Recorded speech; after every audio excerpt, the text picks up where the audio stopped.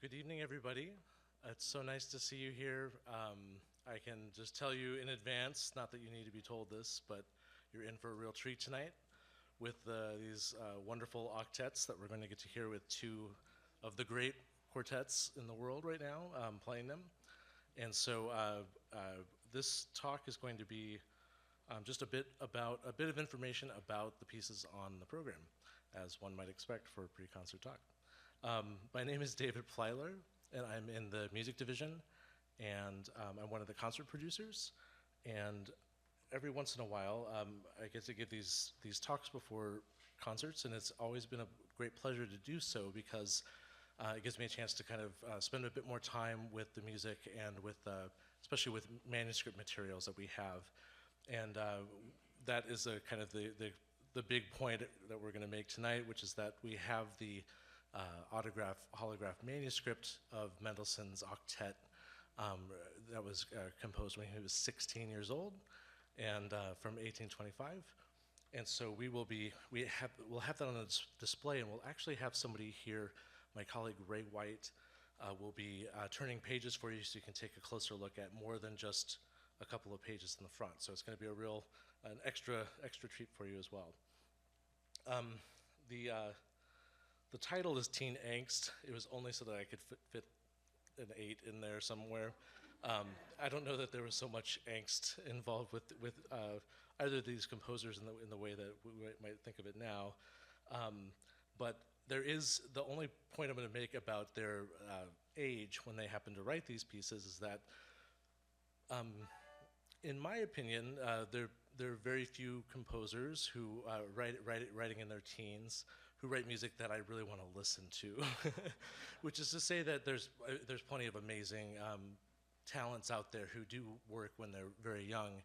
These two composers are kind of standouts to me, especially Mendelssohn, because he happens to be somebody who was writing at an extremely high level, even when he was 12 or so.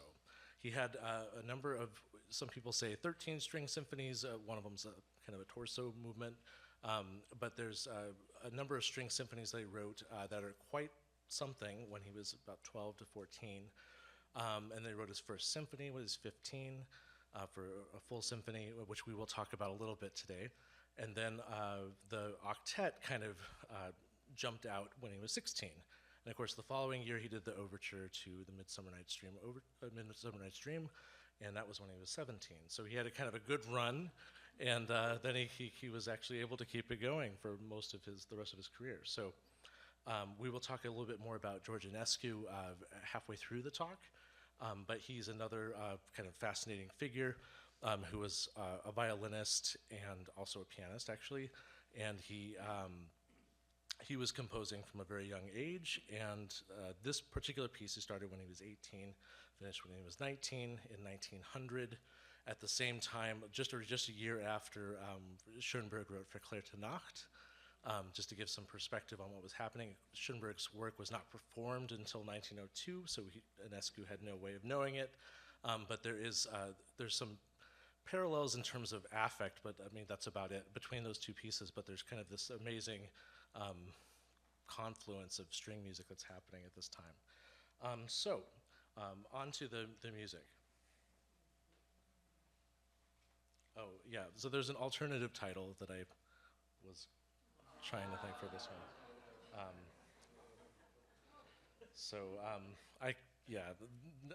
Sometimes this happens and I just run out of ideas. So Mendelssohn's Octet, written in 1825. One of the things that is kind of a feature of both of the pieces, both the Enescu and the Mendelssohn, is that they have some type of a cyclic structure. The Enescu is much more embedded in the entire work, so I think it's a much more thorough kind of embedding of materials throughout the entire piece. But it is something that is a feature of both pieces.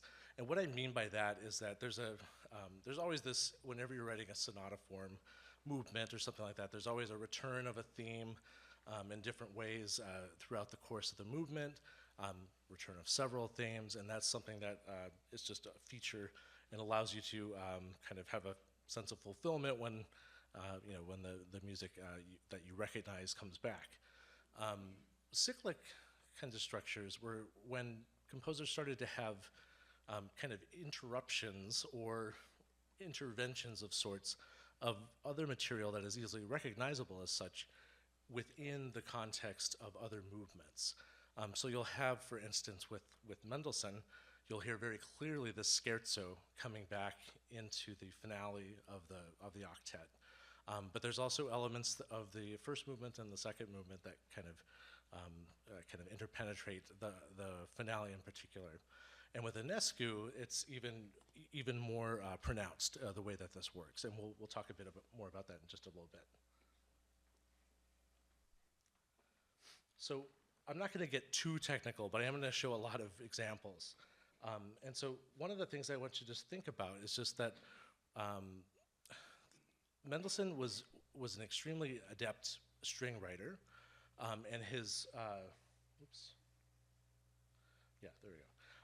And his, he could play violin and viola, and he was able to adapt textures so that they would come back and be recognizable but be very different in different guises. And so I've labeled three things here. We have the top, which is that red arrow. That's the melody that you'll hear, and this is written for his teacher, Reitz. Then we have tremolos. Those are kind of rocking between two notes, and those are kind of bracketed in the middle there. We happen to have an offbeat figure that I didn't bother to bracket, but that kind of gives a propulsive feel to the music. And then on the bottom, we have some slower moving bass notes going in the opposite direction, which is kind of a typical part writing thing to do. Of course, it's another thing to write something that's worth hearing with that. So here we go.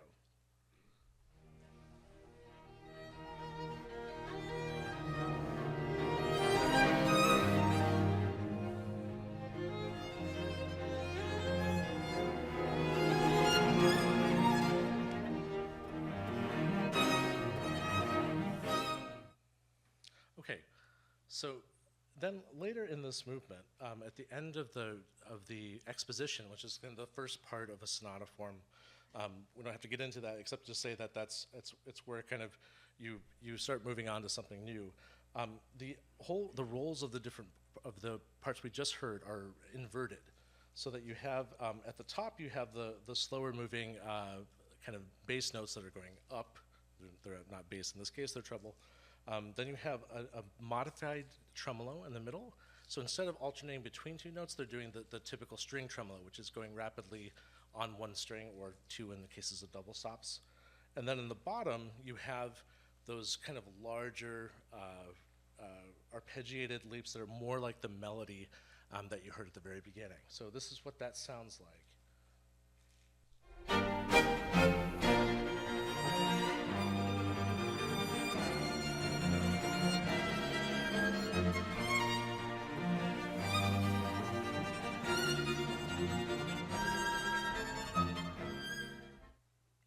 So I bring this up again just because I want you to think about, or want you to consider thinking about just the different ways that, the different configurations of 8 players that Mendelssohn comes up with. Because at the time, this was a kind of a new ensemble. There was a case of Louis Spohr, who wrote double octets 2 years before, and it's possible that Mendelssohn knew them, but double quartets, not double octets. That would be crazy. But the double quartets were meant to be kind of this responsorial type of quartet writing, which is not to say that Felix did not do that in his work. So I want to give you an example of him doing that very shortly into the first movement. And so what I mean by that is that there's going to be, basically, if you have an octet, that's 2 string quartets. So sometimes you might split them up so that there's a string quartet answering another string quartet. But what Mendelssohn does here that's unusual is that one of the quartets, and I've kind of bracketed them, are doing the 16th notes, the fast-moving notes. Those are all the same pitches, with the exception of one being down an octave. And it's all very quiet. So it's this element of this kind of focused fifth voice, really, versus the quartet that's it's alternating with. So here's what that sounds like.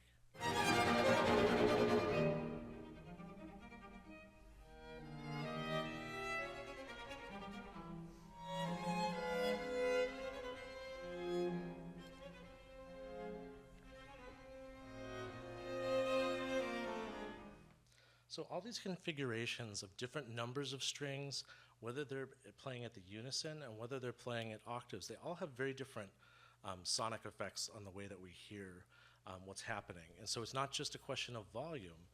So in there you have everybody playing the same thing, but it's all soft. But it has a very certain affect. And then of course, he does the opposite.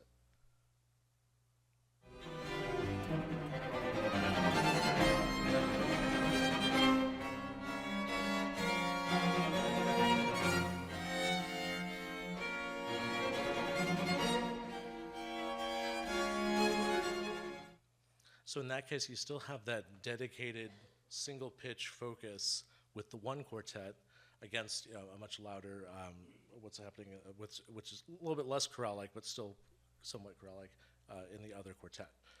So that's just another thing that he does. As he gets going into the development, he goes into a different area, which is that a place where he starts to do something unusual with the harmony, and this is maybe not as clear, like he hasn't done this as much until this point in the development, so it's kind of this extra thing that he does.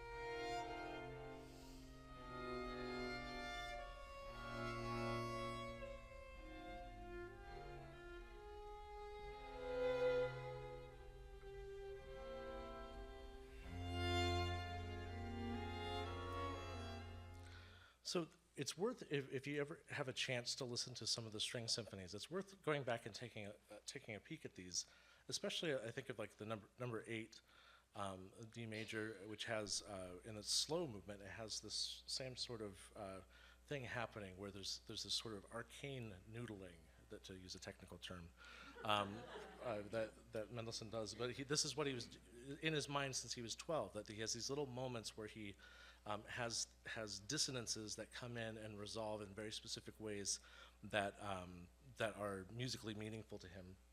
I'm assuming simply because he uses them and does them. So back to the way that he's orchestrating for the octet. This is an example of, it's not so important that you see exactly what the notes are because it's so small, but it's more that you can see the gradually increasing amount of black on that page. And this is how he gets to the recapitulation, which is the return of the main theme, which happens at the bottom right corner and actually goes back to a piano dynamic, softer dynamic. So here's what this sounds like, is the build-up. And this is kind of an important thing because this is something that he does in the finale of the piece.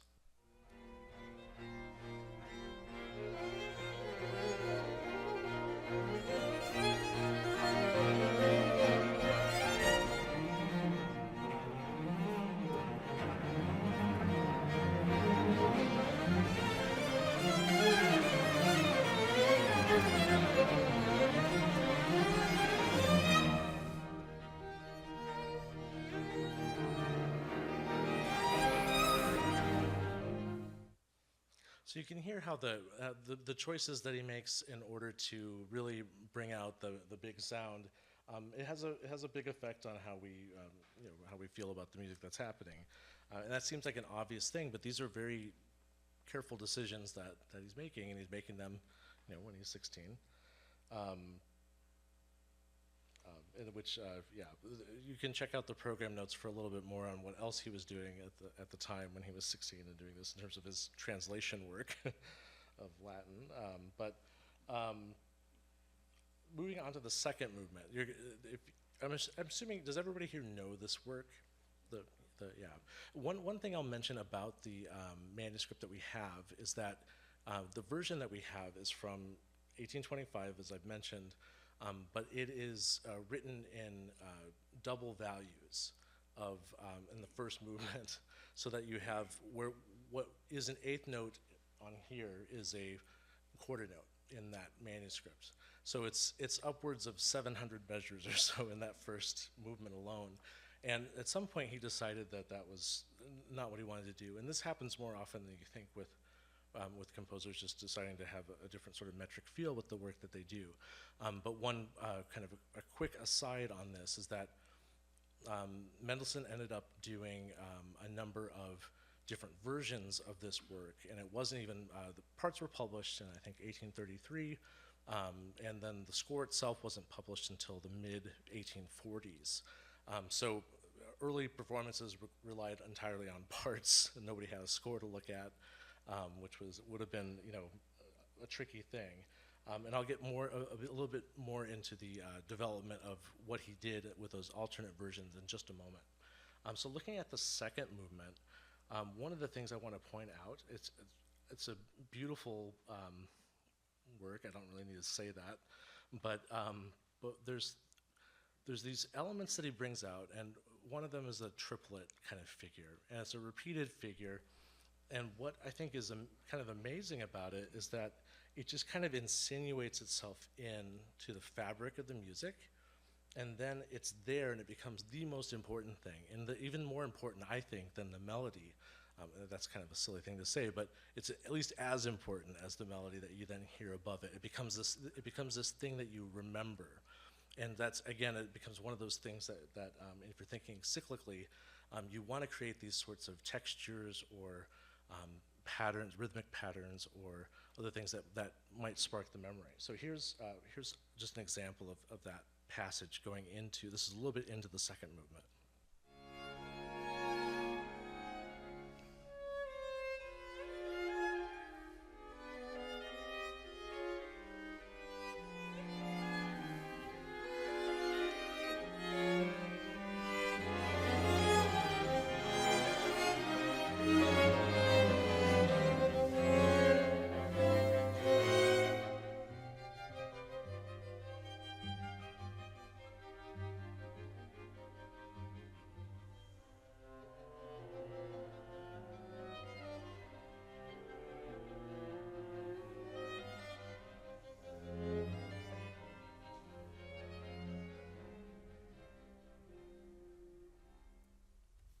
So you can hear it turns into this dun dun dun dun dun dun dun dun, and that's the thing that's kind of this driving thing. It kind of takes it into a bit of a terrifying area that you weren't expecting it to after this very nice music that precedes it.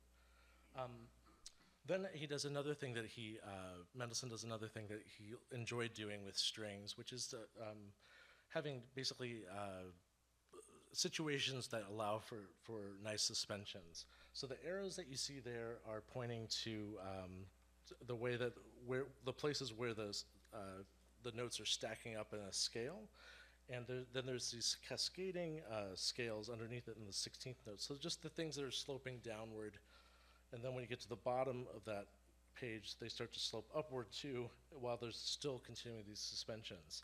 And a suspension is just a way that the music resolves. So it sounds like it's a bit tense, and then it resolves.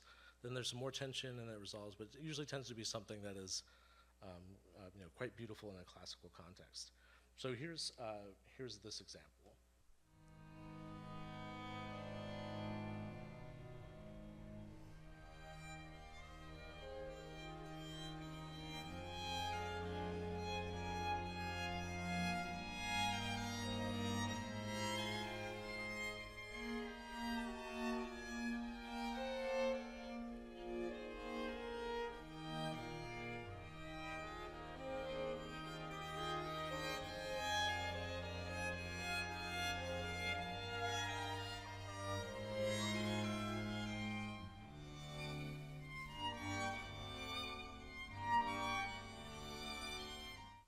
So with 8 strings, you'll be able to do some of those things a bit more easily than you can, of course, with a string quartet.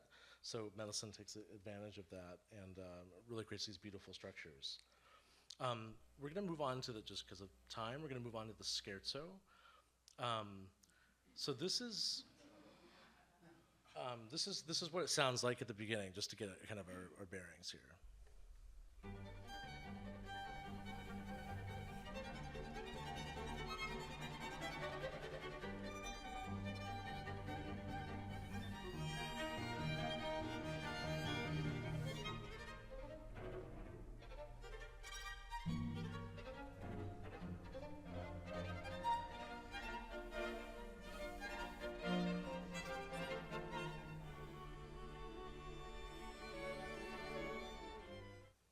So to me, that's also, it's very evocative of the second movement, what's happening there harmonically, but it's also, to me, a kind of he's looking forward to the world of Shakespeare, and this is the kind of music that you hear with Midsummer Night's Dream, and it's often referred to that with the scherzo. So he liked the scherzo, and we know that because he was not sure about that first symphony.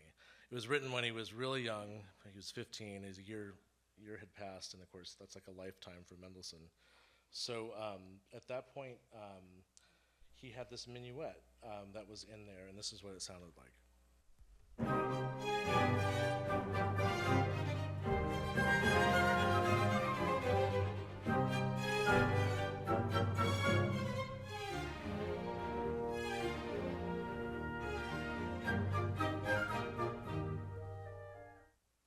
Okay, so I don't think it's that bad, a minuet. I mean, that's just me. But Mendelssohn was dissatisfied with it, and he was in London, and he was getting it published with a publisher there named Kramer. I think that's what was happening at the time, and he decided to rearrange the octet scherzo and replace that movement with that. And so let me see if I can find if it's the right one here. Yeah. So this is the orchestral version.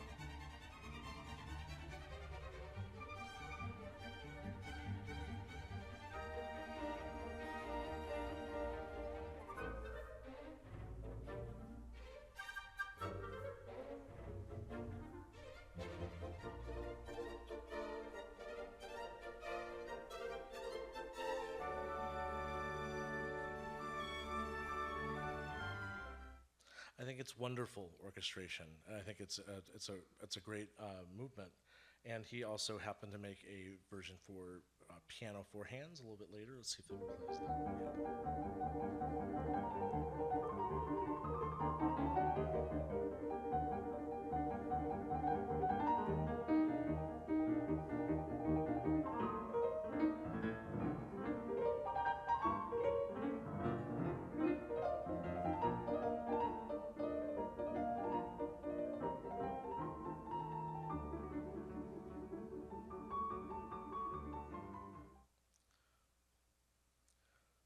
So it turns out he just wasn't that minuet.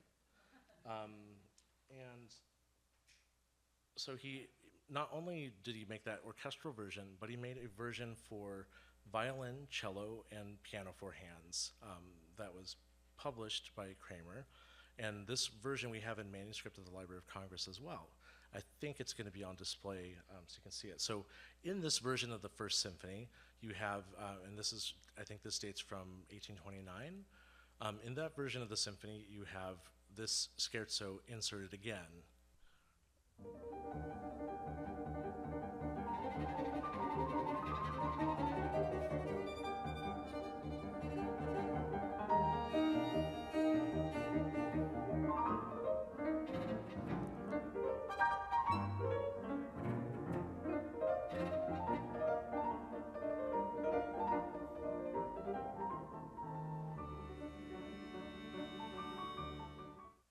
So again, I think it's really important to note that these are Mendelssohn's arrangements, and they show the diversity of thought that can go into the creation or the recreation of something that is very much familiar to us, but we then get to hear in some new guise. And so I think that this is why I always get concerned when people say, well, Mozart said, that's an A flat, and there's no way that could be anything else.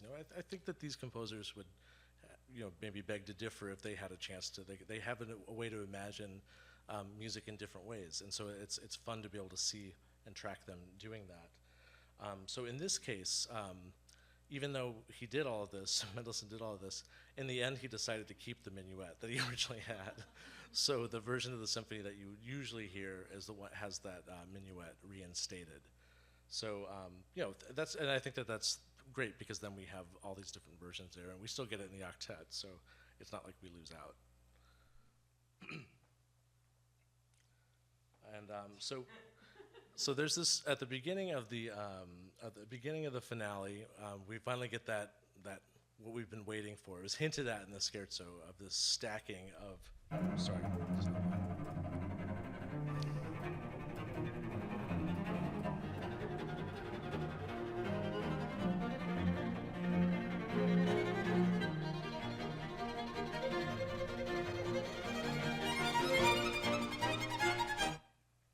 So what we had was I prematurely pushed the button, but we have a stacking of each voice coming in from the bottom to the top, and of course you're kind of waiting for them, for the composer to do that if they write an octet.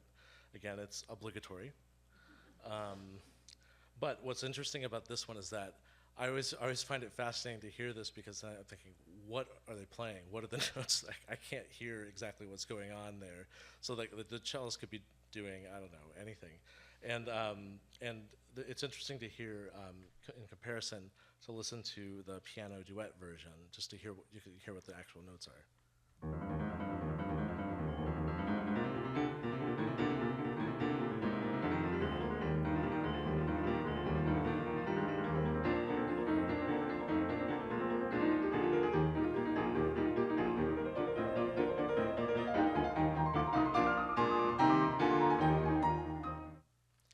So it gives you a sense of what the counterpoint is, and so even though it's super impressive, right? There's 8 voices coming in, but they're duplicating at different points. So it's I'm not saying anything against Mendelssohn, but I'm just saying there's a lot there that you can hear with the piano duet version that you don't get the same sort of color and affect that you do in the octet version, which is so kind of just rustic, or so I don't know, somehow like.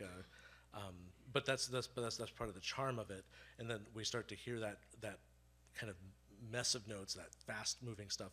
We hear it differently as the movement progresses, and then we get to that second melody, which comes in, and this is what it sounds like.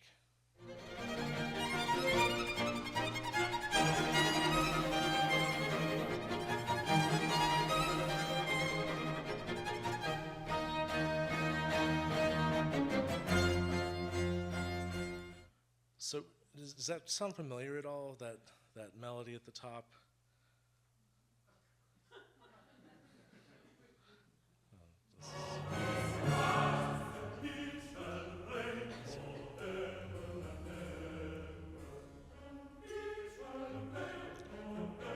And of course,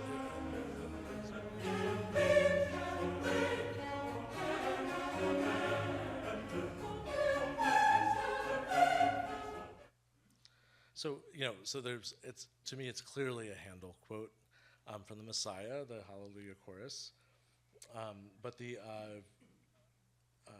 idea that Mendelssohn is thinking about this and thinking about the contrapuntal nature of that particular theme is very important for this particular finale because it is filled with this very interesting contrapuntal types of textures that he comes up with. So anyway, I'll get off this joke now.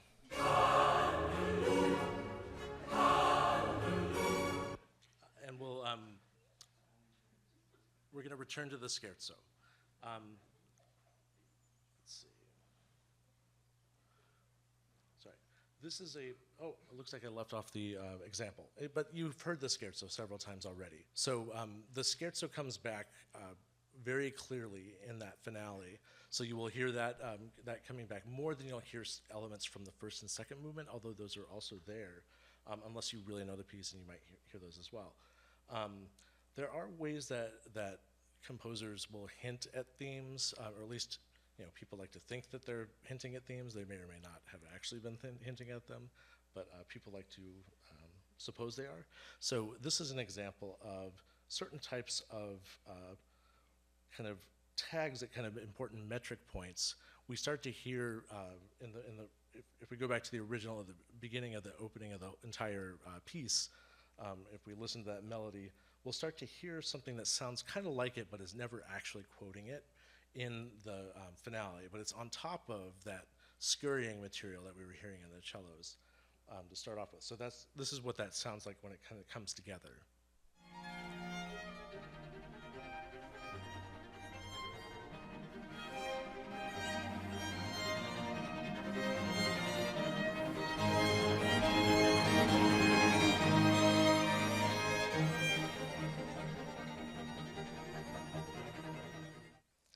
So again, that still is very much he's thinking about that next overture that he's going to write when he gets to that point. So there's a whole lot that we could talk about, but we don't have time to about this particular piece.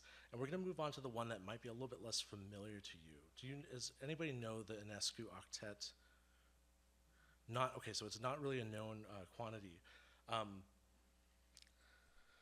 So George Enescu is a very interesting character, and he wanted to do something with this piece, which I find fascinating. I think this is spectacular work, just not to like put my thumb on the scale, but to put my thumb on the scale, that's what I'm gonna say.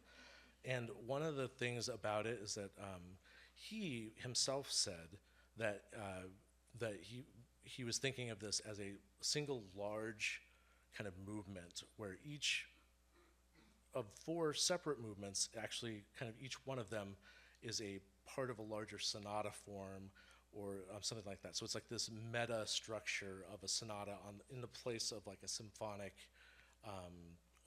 overview. So what that means is that the first movement would be like the exposition of a sonata. It's like the beginning part of like we were hearing with the Mendelssohn. The second and third movements would be development parts, and the second movement is kind of like a scherzo, so it would be like the fast development followed by a slowed down one in the third movement. And so that would be the development section of the whole sonata structure. And then the recapitulation, that would be the finale, and that's where everything comes together in a major way.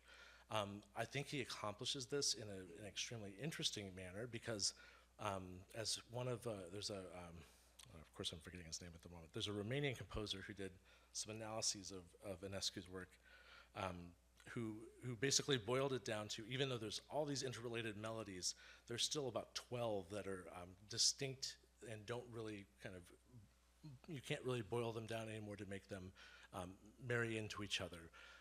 But what you'll do is you'll find each one of these develops in different ways across the entirety of the octet. And so we're not going to be able to trace those all now, but I'll give you a key to it. So all you have to do is remember everything about this melody that I'm about to play. And so and then you'll no problem with this piece. But the interesting thing about it is I have a single line there just because there's so much of it. But really what's happening is that in the first, when we first hear this, which is the very opening of the work, it's 7 of the 8 players are playing this at octaves. So either on the same pitches or at octaves with each other, just like those kind of special parts of the Mendelssohn where things come together. It starts that way with 7 of them. And then the 8th is the second cello, who's on the bottom just playing the open C string and playing this kind of pulsing drone. It's like, yeah, as we get going, you'll hear this theme. And what's interesting about the theme is that it goes on, and it's also mixed mode, so there's lots of things where it's referencing major keys and minor keys, and then also does certain things that will become clear as we go, and we'll hopefully be able to get to those things. But you need to hear the theme. Here's the theme.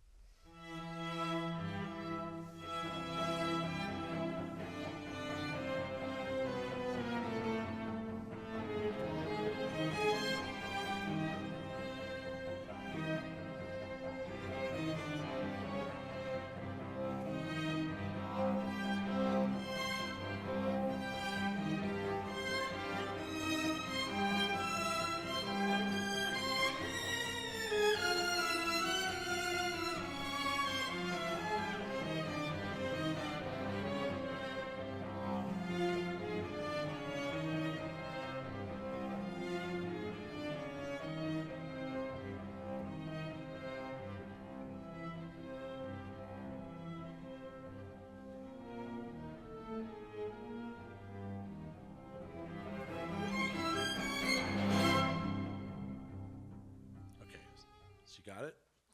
All right, so one of the last thing that you just heard is extremely important, which is that D flat to C at the very end. And we'll get to that in just a little bit, but that's gonna be how the piece ends. So in a longer discussion that we could have, this melody is kind of like the piece. It has all these elements of it, of the entire piece within it. And it's really quite a fascinating thing to look at. The second thing that we hear is a canon. And what's interesting about this is that this becomes a recognizable gambit that he uses as a strategy for contrapuntal presentation of the material.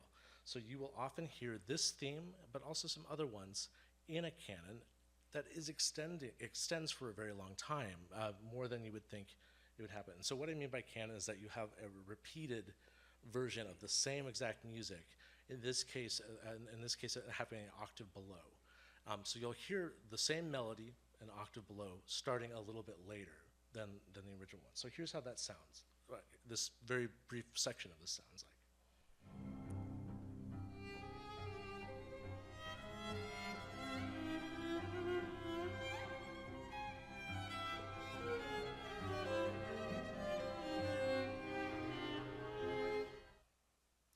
So that continues on for quite a long time, and there's other cases where that happens as well, where there's that same sort of a thing. And so the important thing is that you recognize it as that's something that he's developing. He's going to continue to do in different ways.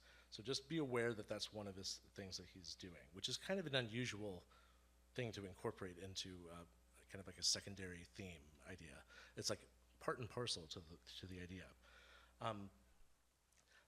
So again, we're in the first movement, which is quite long, but we have some sort of like a development within that exposition, which is also something that happens. So you might have the presentation of a first theme, and then you'll have a variation of it. I'm just going to play the very beginning of this so you can hear just what he does in the first variation, Enescu does in the first variation of that first theme.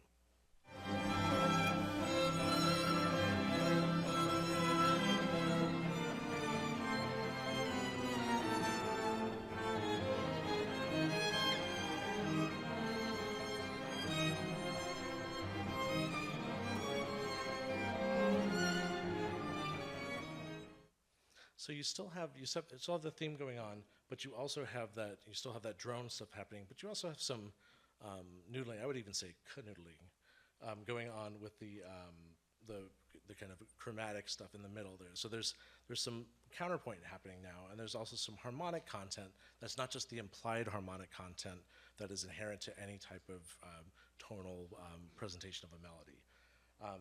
So he does this a lot, and this theme comes back all the time, and you'll hear it in different ways. But there's also these kind of special things that you'll notice. There are these almost like folksy sort of a tag sound that melody that you'll hear, and here's what this sounds like.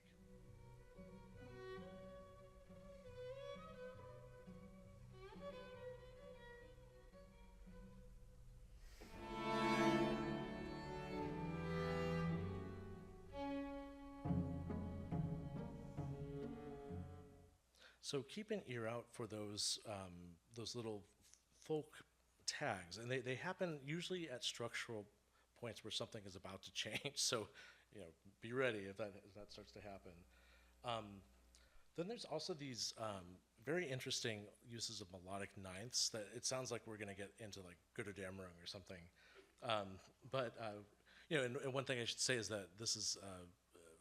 Enescu studied in Vienna and then in Paris, and lived in Paris and Romania his entire life. So he was kind of back and forth between them, and so he was known to have a very prodigious memory, and so he really took in the music of Brahms. He played in orchestra that Brahms heard while he was playing. He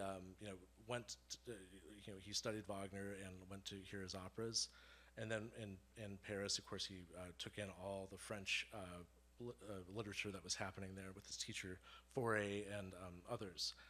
So anyway, he was a sponge, and he could remember these things. So there's this element that comes in that becomes a huge part of this octet, and it's this melodic ninth. So it's this kind of high-low thing. I'll just play it right now. You'll hear it. Right now, it's very lyrical in this setting.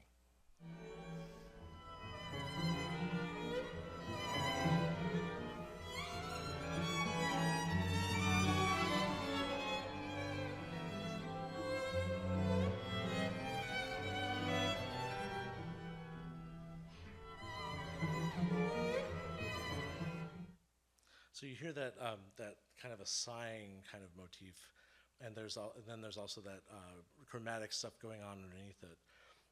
It becomes more focused as we get going, and so it becomes I call this like a ninth development sort of a thing. We start to hear that as a very distinctive kind of forceful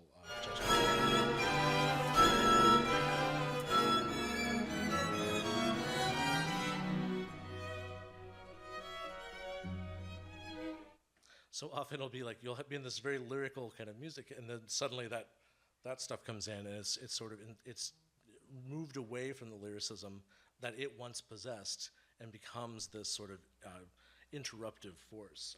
It's a very interesting aspect. At the end of the movement, we have a kind of a return, a sort of a rhapsodic return that's a combination of the initial theme and that melodic tag that I was showing you earlier.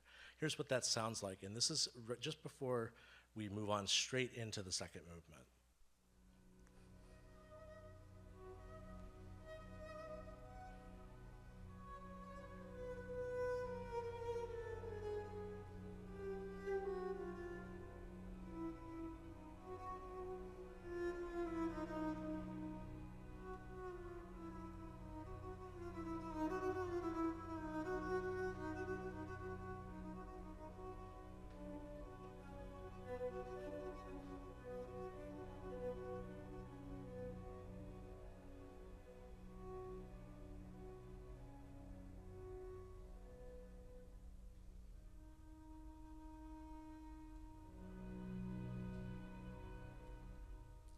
So it's this like B major arrival, and remember the piece is in C. Not that we need to pay attention to that so much, but this very beautiful ending, but it's just a transitional moment, and this is where I have it in.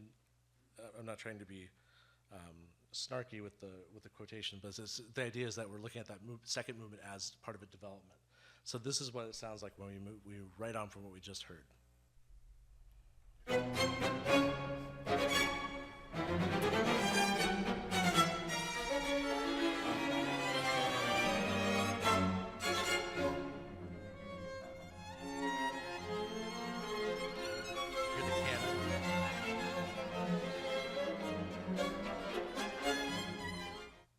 So right after we hear that opening kind of very jagged sort of music, we actually go back to that lyricism of the second bit of material that we heard that's in a canon, and that's a clue as to what's going to happen with this movement, as was that material itself, which is that this is going to be some type of a fugue structure, and we know that because, well, we get a fugato section that comes up next. And this is what it sounds like, and it might be familiar to you.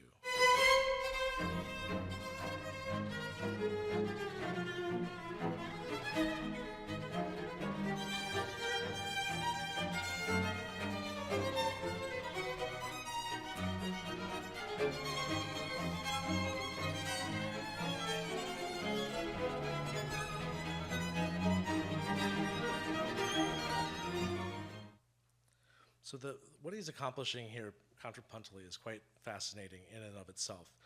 But he's also doing this while referencing, I think very clearly, the Grosse Fuge of Beethoven.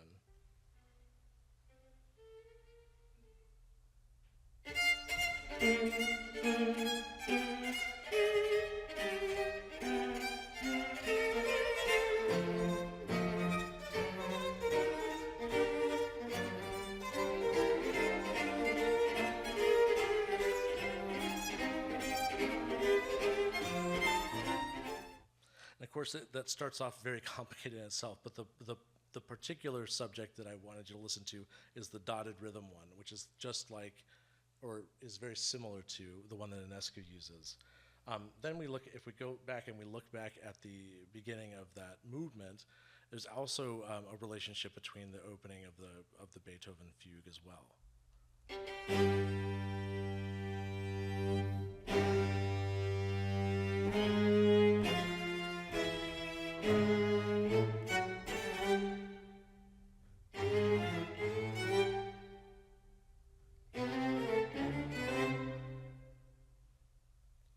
So what I'm getting at there is that the sort of jagged, unexpected kind of music is something that people would have known as that's a Beethoven reference. That's something that was developed by him. But then he's taking it to an extreme where one of the elements of a fugal subject is going up multiple octaves at the, within the statement of the subject, which is quite a thing to do. So not only is he kind of setting up this very interesting fugal structure that covers that second movement, but he's also continuing these ideas that we've already heard, and they're continuing to develop. So we start to hear those ninths that I identified earlier. Here's another instance of them.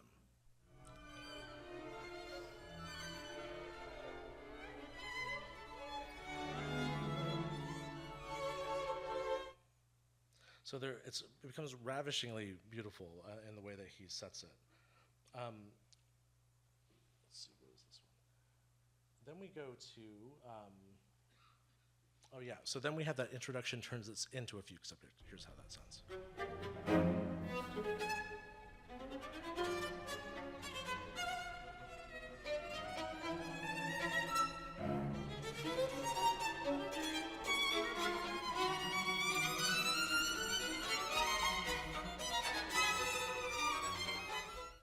So it's wild, and this movement is really something. And there's lots of other things that happen that we don't have time to go into.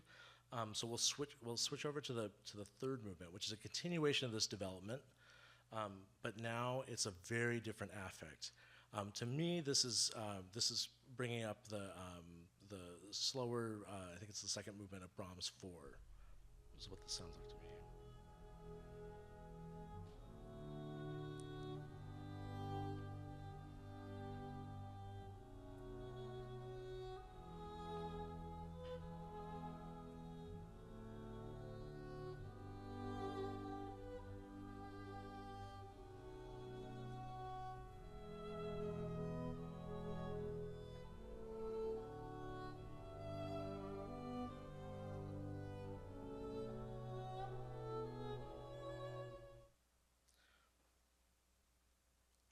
He then continues, and we start to hear development of the canon material.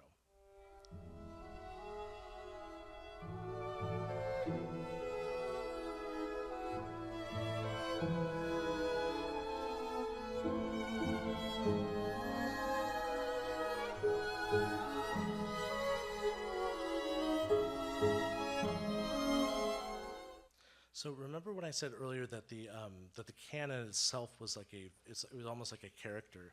So that there you have different music than what you heard in those initial canons, and it's now being treated as a kind of like a functional character with different music in place, which is an interesting concept. I don't know that that's really a common thing.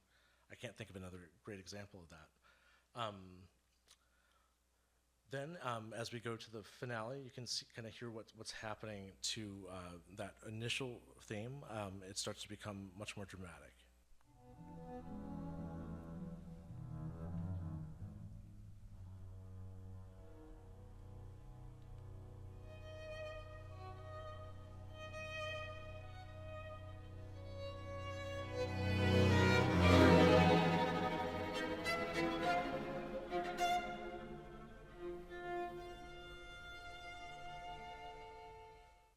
So we start to hear, again, material that's going to be very familiar in terms of it has a very clear profile to it. That's a good word, I think, for describing melodic motifs or other things like that, is that if there's a great profile to it, it means that we're going to recognize it when we hear it again, or at least we'll have a better chance of recognizing it. There's a lot going on, so please don't feel bad if you don't recognize everything that comes at you, but some of these will be, I think, very clear.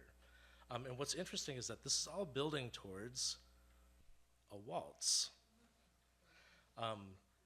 but it's not really clear. Is it a waltz? Is it a fugue? Is it a woog? I wasn't quite sure what to call them, but this is what it sounds like as it's getting into that waltz. And what you'll notice is that it's the theme from that introduction of the second movement.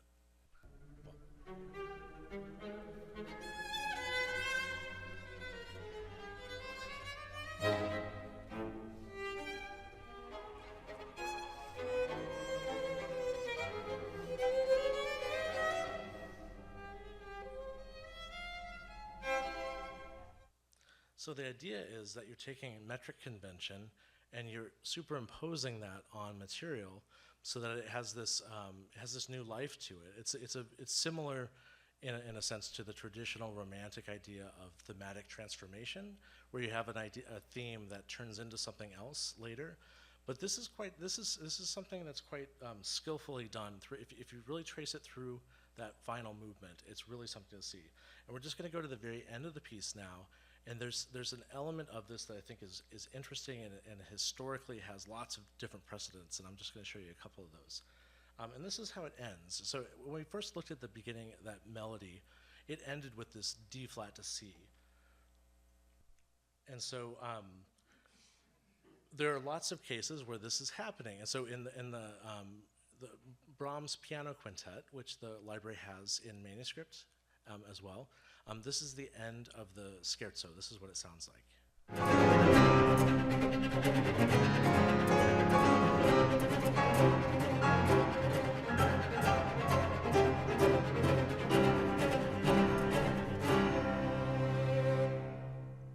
Try to hold that in your mind.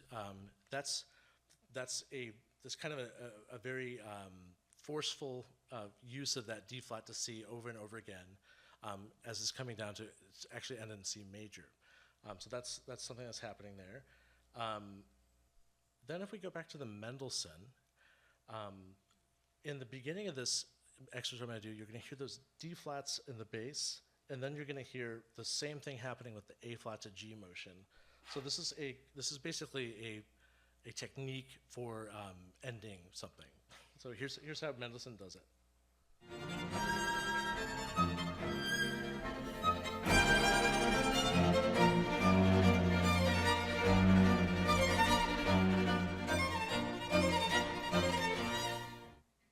So you can hear that half-step motion is like something where what it ends up doing is it ends up really mixing the modes so that you're not always clear whether it's going to be a minor or major sort of cadence that you're moving towards. And so Enescu goes into this, and he decides to go full Beethoven. And I'm thinking full Beethoven 5. If you know the symphony, everybody knows the symphony, but the final movement, it takes forever to end, and it's because Beethoven feels that he's got to really make it clear that this is now the time it's going to end. It's really in C major. You're going to hear it, and so this happens to be another work that's ostensibly in C major, and we hear that melodic D flat to C element is going to be emphasized in a major way, and I love the way that he does it, but it's also you think it's over, but then he makes it a little bit more over, and then he makes it really over at the end. So here's how this ends.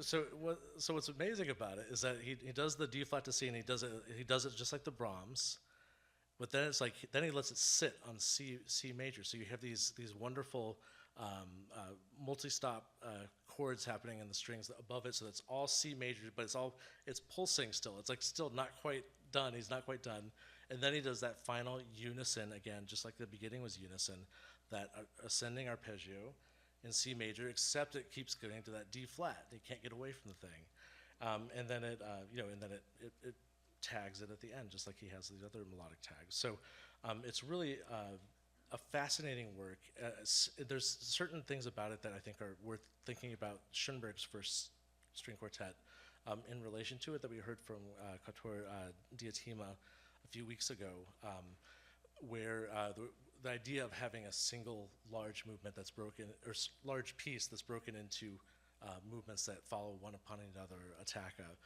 But in this case, I feel that this is one of the more integrated works that I know, in terms of how successful it is with having identifiable components transform and yet at the same time be recognizable as returning themes. It's really quite something, and I hope that it's worth multiple listens. So I really, if this is your first time hearing the piece tonight, take it in. But it's really worth taking a look at some recordings, because it's I think it's it rewards lots of listening. So thank you so much for being such good listeners and hearing me go on about these pieces. But I really love them, and I think that you will too. So enjoy the concert tonight.